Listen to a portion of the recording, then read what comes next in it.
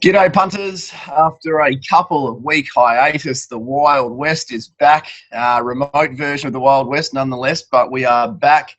Cripper, good to see you. Where are we? What are we both doing? Look at the backgrounds here. Look like we're about to hike through the Amazon or something. Yes, SAS training, but now I'm down in Dunsborough at the Yule's house. Parents of Kira, to Graham and Belinda. I'm outside because my folks celebrated their 32nd wedding anniversary yesterday, so I reckon there's a few sore heads inside. So I thought I'd get outside and save them from listening to the Wild West live. 32 years, that's a fair old stint, isn't it? They obviously haven't been washing each other's cars with the bath towels. It's going to be a running gag, isn't it?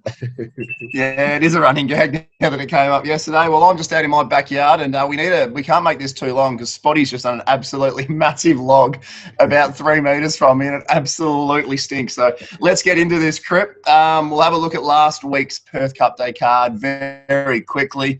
There was a few tips online. We still chucked a few up. I chucked up more. Unfortunately, not all that many successful than you did, but we'll have a quick look through those. So our first bet on Perth Cup Day. My first bet was Rash and Ali, which we got the chocolates with. Harvey found a gap. I was a little bit concerned at the top of the straight, but got the hole, got through. The saver in that race was Bella's Idol, who I thought was close to the run of the race, Crip. Missed the kick, unfashionable position, turning into a horse that, bit of forgiveness is required over a long period of time. So we might just put Bella's Idol in the bin until comes back a little bit fresher. Yeah, okay, fair enough. I thought maybe next start back up to 18 or a 2000 might see the best of that horse, but not sure. One of yours, isn't it? Yeah, one of mine. Yeah, it's one of my favourite sayings. You know that. We then hopped into race 4. Cramden and Speeding Comet, a bit of a Dutch play. I was really happy with this bet once Condor Heroes came out. It wasn't going to be a play until that occurred. Cramden missed the kick, circled the field, took on Speeding Comet, and they treated each other for the entirety of the race. Didn't go well, but Cramden was $20, $17 into about 8, 9, 10 late. So we got the price. Unfortunately, just didn't go to plan. The feature, what was the Fillies and Mares feature? Starstruck? No, not Starstruck. I get confused by all the feature names. Anyway, it was the Fillies and Mares feature. The 1800 metre. Yeah, that's it. That'll do. Naughty by Nature, Aberdeen Queen. What happened there, Crip? Yeah, I was on the same pair as you. They're both huge runs. Aberdeen Queen, I was hoping would settle on the back of dance music, and unfortunately got crossed early, so ended up 3 back the fence, and just, absolute horror show for backers. Never really saw daylight till about 100. Thought it was another really good run. Naughty by Nature, super effort to get as close as what she did, but in the end they just let dance music do its own thing out in front. And the query was for dance music, the 1800, but I guess when you don't get a heap of pressure until the turn, then it really is just a jog up to the turn and another sprint home. So, great ride. I'll probably touch on the 7. Great ride by Roger Wheeler once again on front runners. Yes, it was probably a glorified mile type thing, how nice and easily he got it out in front. But I spoke to Sean McGrady after the last of the day, and he said he reckons Aberdeen Queen would have just about won, even though it was beaten nearly 6 lengths. So, that might be a horse we touch on shortly, Crip. And then in the last, I looked at the double play with Casa Rosada and Winifred. Casa Rosada went about as well as what Spotty's just done in my garden, about 3 metres to my left. And Winifred ran a big race. I think at Betfair SP at about $45. Ran second. Hopefully anyone that jumped on had something on the place, unlike I did, Crip. But not an overly big Perth Cup Day. And 2021 is only going to get better from here, isn't it? Yeah, to be honest, I'm not sure how you're faring, but I've had a pretty quiet start to the year. And the bets I've been placing haven't been running that well, so I can't wait for the year to begin, to be honest. Yeah, I was going to say, how many of us have been talking about, I got a massive shadow rod on me. No, dude, I know. Yeah. Jesus Christ, this is us at just really professionals at this type of stuff. 2020, we need it back as soon as possible. All right, Chris, who's your ride of the week for the Perth Cup Day card? Yeah, look, obviously Nerf Boss was obvious, but you're going to touch on that. So I'm going to give mine to Brad Wilrilla on dance music. I just love. Well, my pet hate of mine is seeing jockeys who get their own way in front and then still nurse their horse into the straight. They just doesn't do your horse any good. If you get a breather, we'll make them chase you from 600, and that's exactly what he did. Railed like a greyhound, and yeah, look, the race was over on the turn, wasn't it? Put about 5 up on him, and yeah, they ran on, but it was when the fat lady had already sung. So yeah, well done, Brad. But that's what he's built a career out of doing that. And we saw it with Trap for Fools a couple of weeks ago, and yeah, he's very cagey when he finds the front. Yourself? Certainly is. We've just announced during the week, I think, that Brad is staying in WA now because he was unsure how long he was going to hang around for. So we might have a few more of those to look forward to. Chrissy Parnham's right on Nerf Boss. He's been stirring me up during the week. And if anyway, there's no podcast this week, but if you want to listen to a deeper dive on SEN 9 a.m., 6:57 a.m., tune in. That's an AM radio station. Apparently people are still using radios. 6:57 a.m. the Betfair Edge. D Cripps comes on. We've got Chrissy Parnham on, and he comes on firing a few shots at me, Cripper. So worth listening to at on your Saturday morning while having your coffee and looking at the form guides. But Chrissy's right on Nerf Boss for 10 out of 10. Followed truly great everywhere he went.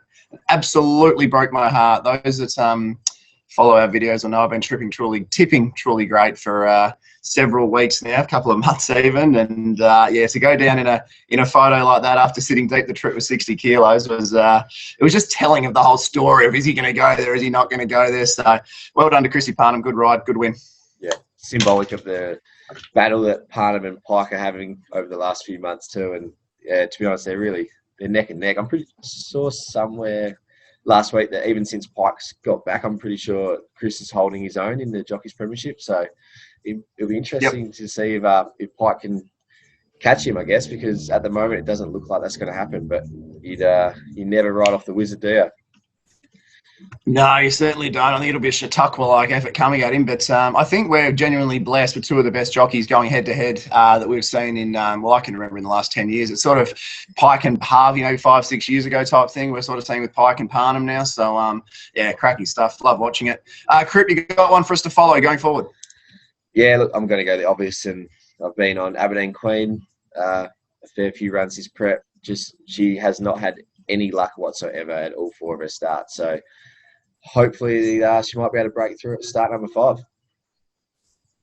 Yep, I'm with you. She has been luckless start after start, so she's one that I'm willing to continue to forgive. Anyway, let's jump into this week's card, Crip.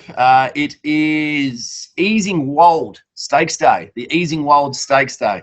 The main features have been run and won, so it sort of calms down and quietens down a bit. We've just got the 8 races, a 3:25 p.m. start with 40-degree temperatures forecast in Perth. Any indication or any thoughts on how the track will play, Crip?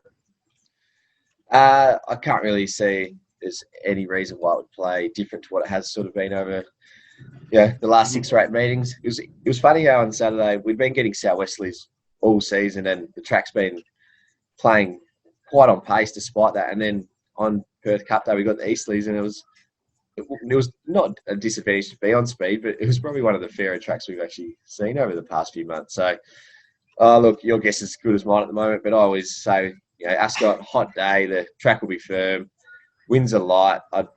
As always for me, I always want to be in the first half of the field and ideally right on speed. Yourself? What are we? Yeah, I agree. But what are we putting last week down to? Like we went into that thinking, geez, this is going to be super hard to make ground with the bigger. It was a pretty strongish easterly as well. Like what can we put that down to? Oh, we just say, don't know. Yeah, that's like racing. Happens all the time. You just head scratcher, and if you try and quantify it, you go mad. So just a anomaly. Maybe. The great game. The great game. The great game. All right. One of my favourites. All right, Crip. We attack the middle of this card. It's not, to be honest, it isn't an overly deep card betting-wise. It is a bit of a return to normality, but we think we've found a couple of winners. So we'll look at the 4 middle races, starting from race 3. Tambora versus La Farola over the mile. Do you have a lean, or is this a race you want to get stuck into? Yeah, look, I'm not sure if it's a race I want to get stuck into just yet. I think on paper, Chili's Hot is in the market, but I really do think the winner comes from Tambora or La Farola. Now, just seeing what the general consensus is at the moment, I've seen a lot of people, a lot of good judges tipping that La Farola will knock off Tambora. I think at the moment Tambora's even money and La Farola's around $4. Now, I've marked Tambora 220, but if the money does come for La Farola, I'm heavily in the Tambora camp. I really liked his debut effort. He beat nothing. Look, like we would have run second and third in that race, but he did it. I think he won by about 5 lengths. Chris sat up on him with 50, 100 metres to go. He really could have been 6, 7, 8 lengths. But on that day, there was a midweek day on just before Christmas. It was one of those days where Sal Wesley was in, the rail was out, and it ended up being a dead set sweepers track. So just to do that so easily against the bias, I thought it was a really big effort. Only going to appreciate the step up to 1600, ping the lids on that debut. So expect from barrier 1, Pike will find the lead quite comfortably, and I really do think he'll just run him into the. I know it's a big step up in grade to what he did face, but I really think he'll run him into the ground. Whereas you got La Farola, who last start was track loaded, but had Pike on the perfect gate and 10 out of 10 ride, and really only just got there. So I'm sort of hoping if the market does come for La Farola, I might see a price Tambora late, and might be able to get involved if we say get 250 or above. What do you reckon? 250 or above? Yeah, mate, I'm probably going to stay out. Pretty happy staying out. I agree with you about La Farola. Given every mortal in running from here, the breeze is a big option, I think, for La Farola. It's a big chance. The way Chrissy's riding at the moment, he probably finds the 1-1 somehow. But look, for me, it's not a race I want to get too deep into. But I do love the differing of opinions here, and it's really either La Farola camp or the Tambora camp. So I initially wanted to try and find a way to get Chilia's Hot to improve and win this race, but I simply couldn't. So I think one of the pair wins, and as Krupp said, don't be afraid to back the drift here if you can see a nice price Tambora. Chrissy Parnham did mention to us on radio that Darren said it win by half the straight, Krupp. So he was out to dinner with him the other night. It was Chrissy's shout apparently after making a fortune on Nerf Bosk from prize money, obviously. Chrissy was. He said Darren was pretty confident, but the way he's going at the moment would surprise me to see him come across to the breeze on La Farola and get the chockies. But no, not a race I'm going to get involved in. Chris will be pulling his hair out because he jumped off La Farola to ride Marty Sauce a couple of weeks ago and probably pulled the wrong rein. And I'm not sure now if he had the choice between the two, but I think Pike might be licking his lips. So I'll just take the second pick and we'll see how we go. It might be 2 from 2 for Pikey, so especially with the jockey heating up. Yeah. Yes. Yeah, as I was going to say, he might pull one back off him here. It's a double-edged sword, isn't it, from CP? So it certainly is. But, certainly is. All right, Kurt, said, moving along. Not even a race I'm overly keen on, but just probably symbolises the card. We had to find a couple of races to talk about, and so at least there was a differing of opinion there. So we got something out. But all right. Race 4.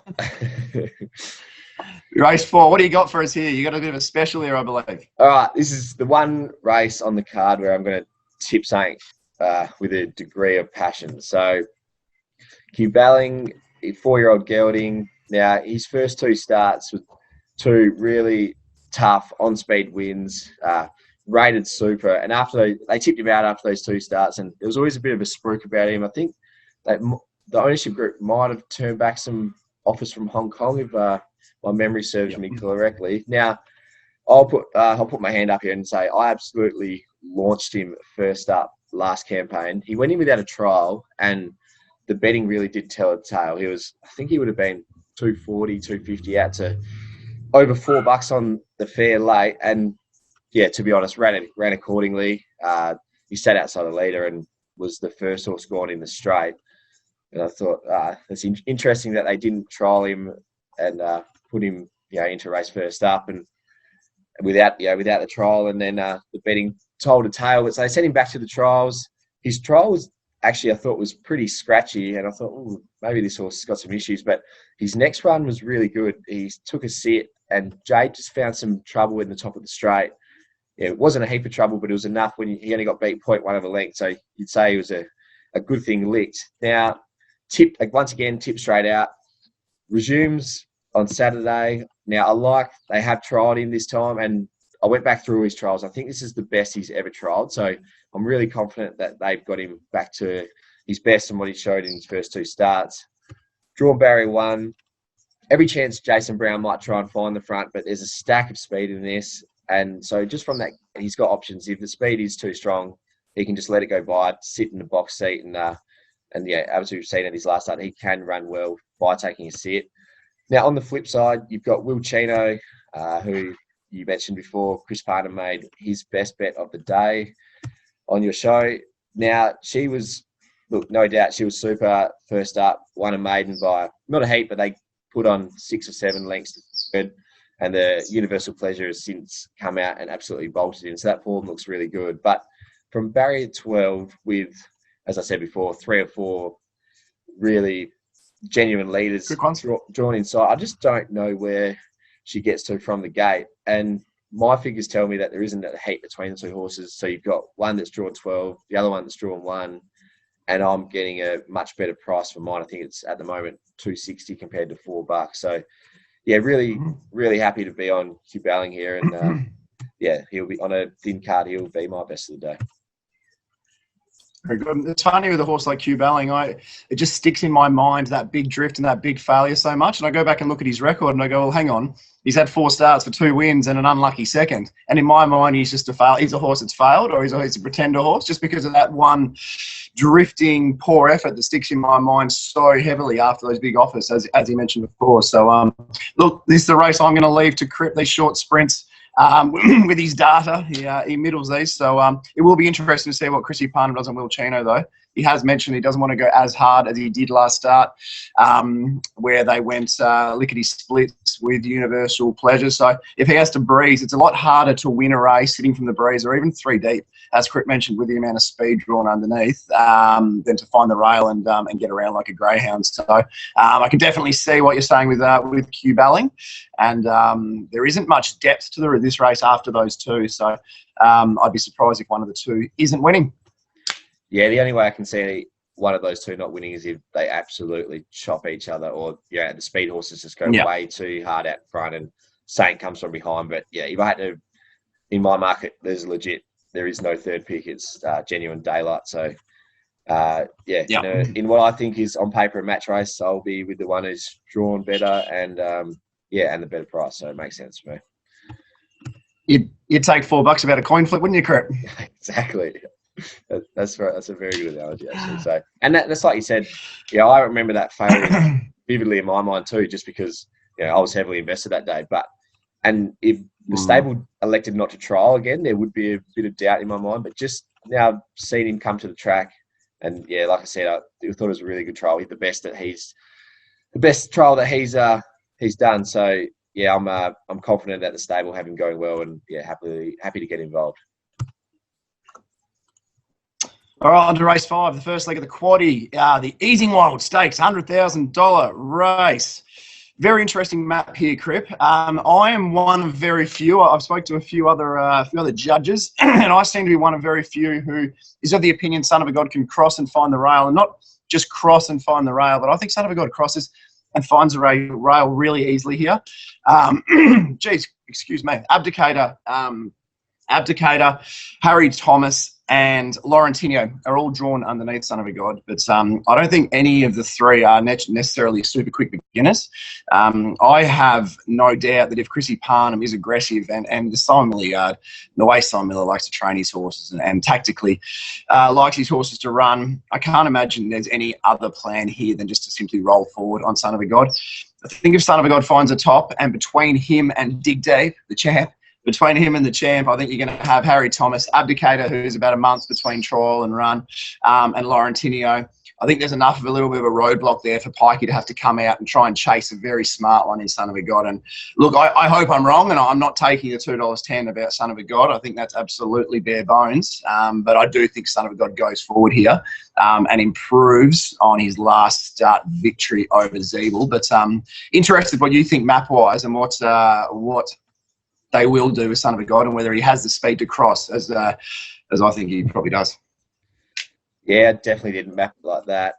Just the way, I know there's a jockey change on Laurentino, the apprentice is off and Jason Brown's gone on, but the intent that Lucky showed on Laurentinho last start when Resort Man was pulling his head off and they went 5 lengths quicker than benchmark to the 600, and you could just tell he was under instructions to just not hand up. He was definitely going to lead that race. So unless, it'd be interesting to hear what Lockie Taylor, if there was a change of tactics, because Laurentinho has run really well from the box seat before, but I'm going to go into the race thinking Laurentinho wants to lead at all costs.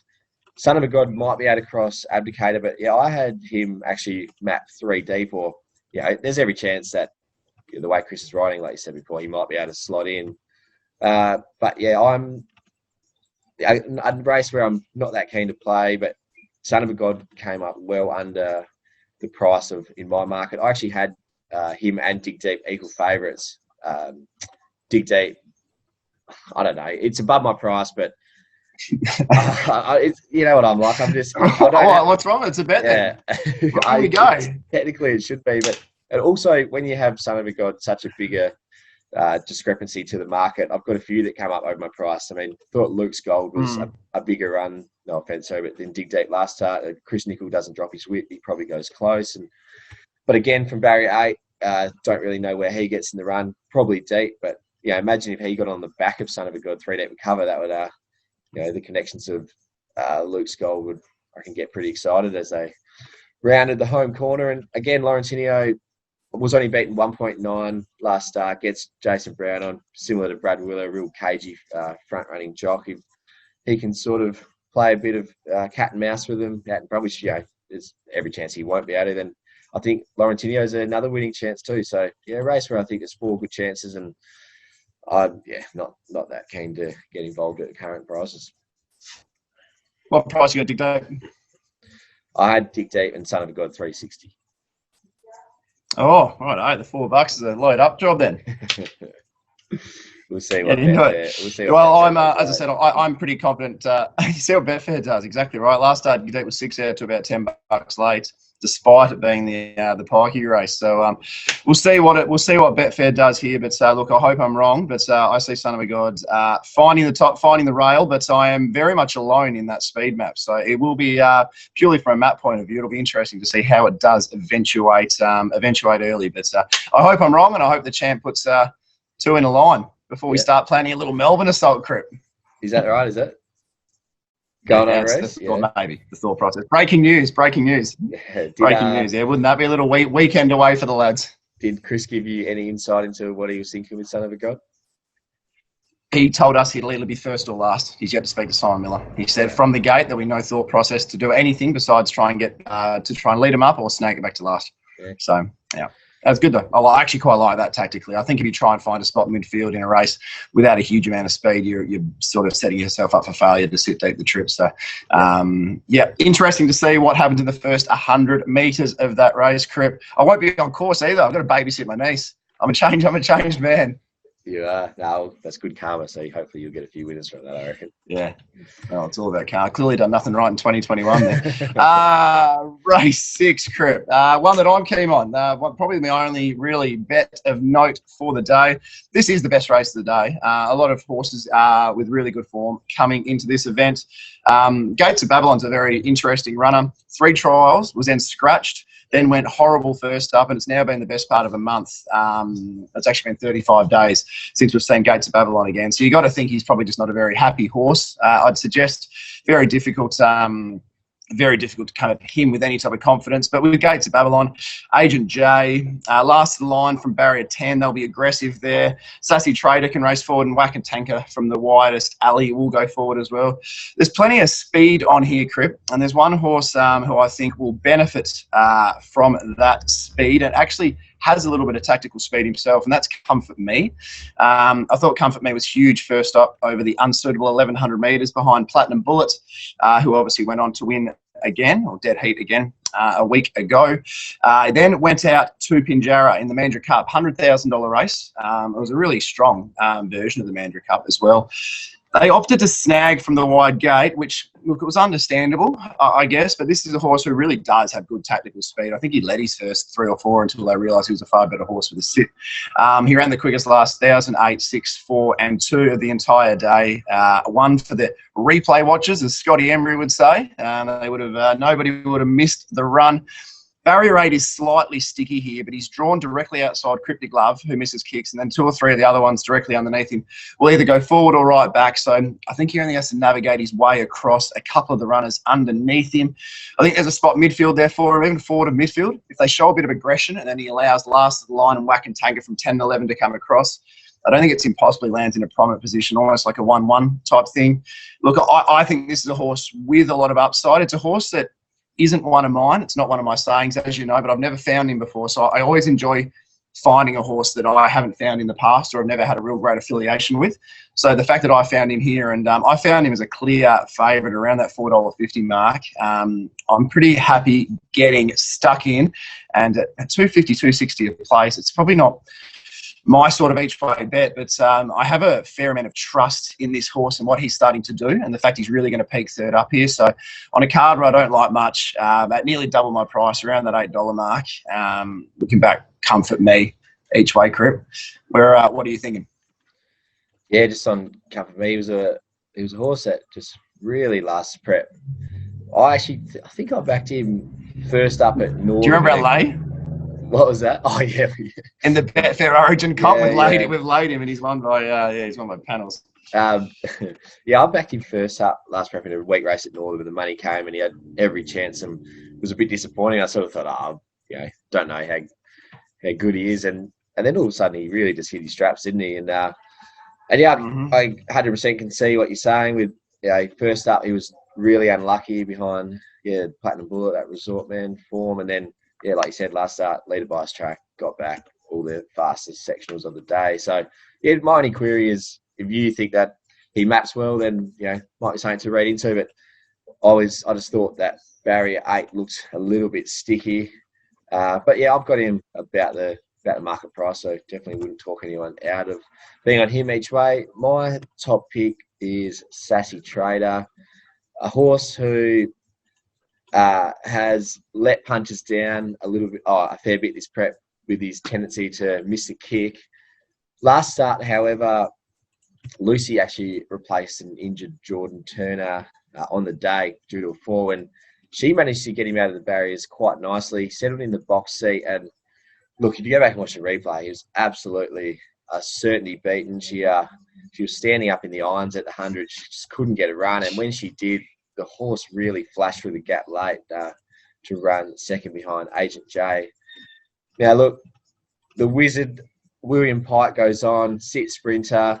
There's always a bit of trepidation diving into one who can be slowly away, but, if Pike can get him out of the gates as good as Lucy did, and, from barrier 5, he'll be maybe in a spot where you're hoping you want Comfort Me to land, and, he might be 1-1 or 1 out, 2 back, and I really think, you got to respect the wizard going on, and if he can, I'd expect a personal best performance out of him if he steps cleanly, and therefore, he's on top selection. I marked him 380. I think it was he was about low 4s yesterday, but I think there might be a bit of a drift coming now, so he potentially for me will get out to a backable quote, but I'll just sit tight for now and see what the market does, to be honest. But it's a really good race. The one who is awesome, last of a line I've found a few times, and is, I think, at the moment is your current favourite or equal market elect. Now, his trial was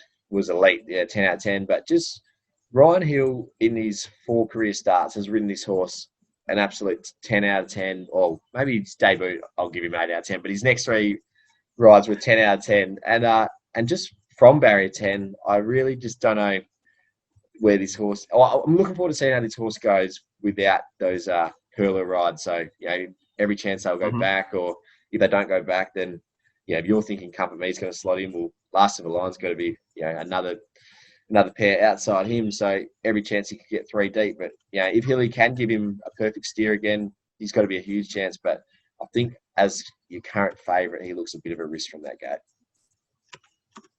I don't think it's impossible that Hilly goes forward with last of the line, lands outside of Gates of Babylon, and then lets Whack and Tanker take up the breeze and ends up 1-1. I know that's asking a bit, and that's probably deep diving it a little bit, but I reckon they will be aggressive on last of the line, even if it does mean racing without cover. But you are right; it will be the ultimate test for a horse first up, who has been given absolute jet runs in every career outing to date. The one thing I also want to touch on, you mentioned Pikey going on Sassy Trader. And one thing we're quite big on is Pikey going on certain horses, and that this is the type of horse that he will find links out of. He goes on a horse earlier in the day called Heavenly Waters.